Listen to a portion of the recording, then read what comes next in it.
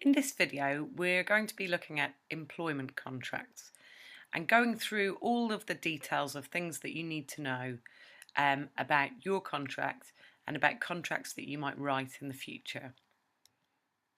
So firstly, let's start with a little bit of understanding what contracts are. So a contract is an agreement between an employer and an employee which sets out both sides' employment's rights, responsibilities and duties.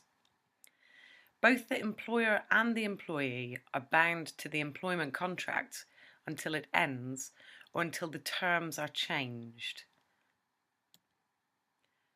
What are contracts for? I suppose it's useful to know that as well. They're a legal requirement for any job that lasts more than 1 month. So employees must receive a written statement of the key terms and conditions of their job within 2 months of an employee starting work. That's part of the Employment Rights Act of 1996. And it's most likely that even before you start your job, you will probably be offered a contract and sign that contract before starting work. Your signing the contract shows that you accept the job on the terms offered by the employer. Also, all of the details of your job should be laid out in the contract so that you can avoid any disputes with your employer at a later date. And I suppose finally, contracts allow you to understand what the job expectations and your employment rights and responsibilities are.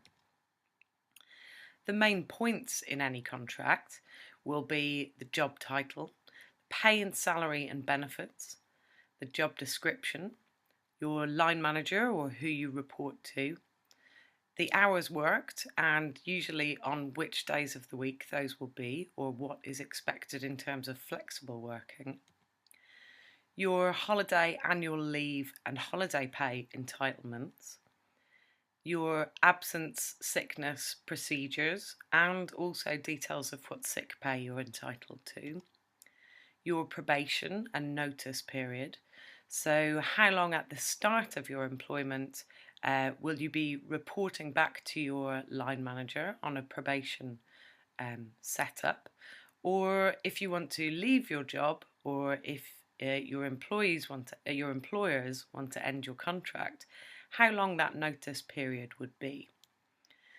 Then you might also have some details there of any pension scheme that you can take part in or that is available to you. In terms of the legislation that you need to know about that informs the way that contracts are built, it's probably best to look at the Employment Rights Act 1996 and then the updates to that act that have been made since.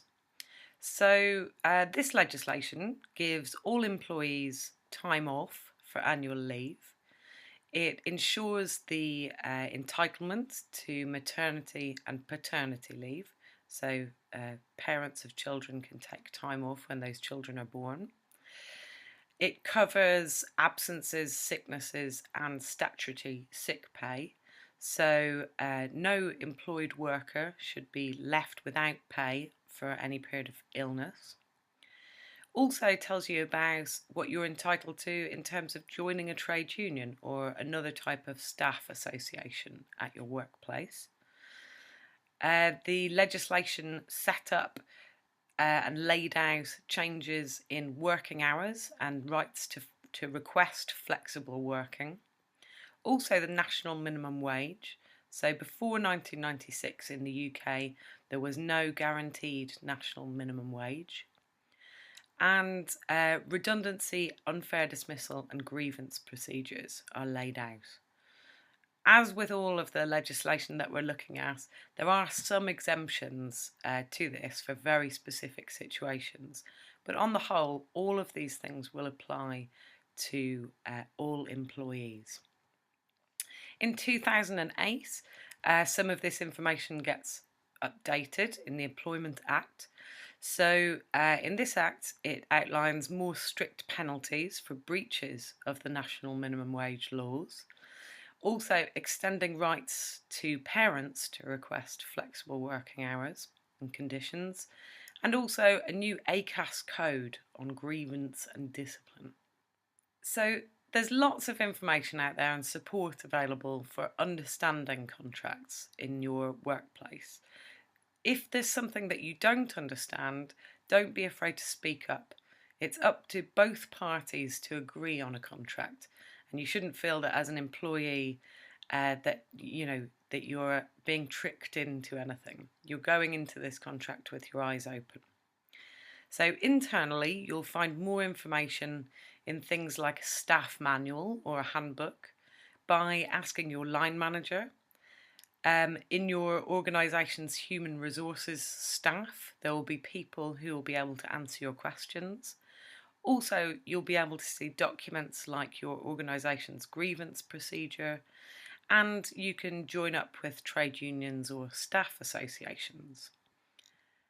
There's also lots of help online, so you would be able to access information and support from different bodies like ACAS, which is the Advisory, Conciliation and Arbitration Service.